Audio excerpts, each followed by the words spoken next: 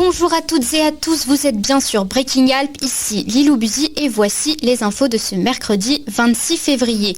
C'est un drame survenu hier en fin d'après-midi sur la crête de la Cube à Seillac. Les secours en montagne ont été alertés après la chute d'un skieur de randonnée. À l'arrivée des équipes de sauvetage, contraintes de se déplacer à pied, la victime était décédée. D'après le Dauphiné libéré, le skieur aurait sauté une barre rocheuse.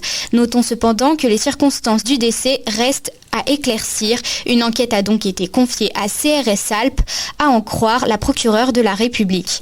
Outre-Atlantique maintenant, une annonce choc de Donald Trump.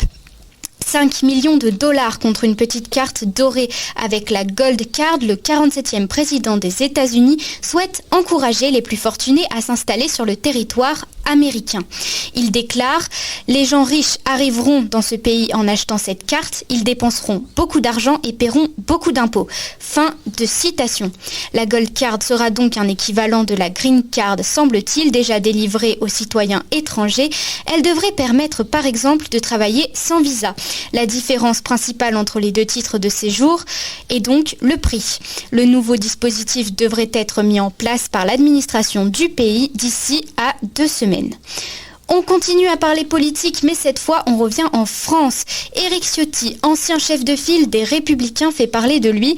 Dans une interview donnée sur le plateau de CNews, le président de l'Union des droites se positionne concernant la fermeture de la chaîne C8.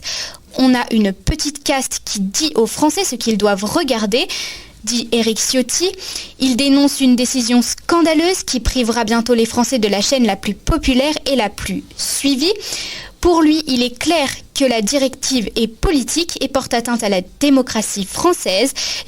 J'aimerais qu'on ferme l'Arcom plutôt que de fermer C8, ajoute-t-il avant d'annoncer la future proposition d'un texte en ce sens à l'Assemblée nationale. Enfin, c'est à Paris que s'achève ce tour d'horizon. C'est une belle vitrine pour le monde agricole, le Salon international de l'agriculture. Ce mercredi 26 février, 5 acteurs de la grande distribution, dont Casino, Intermarché, Auchan, Coopérative U et encore Carrefour, étaient présents.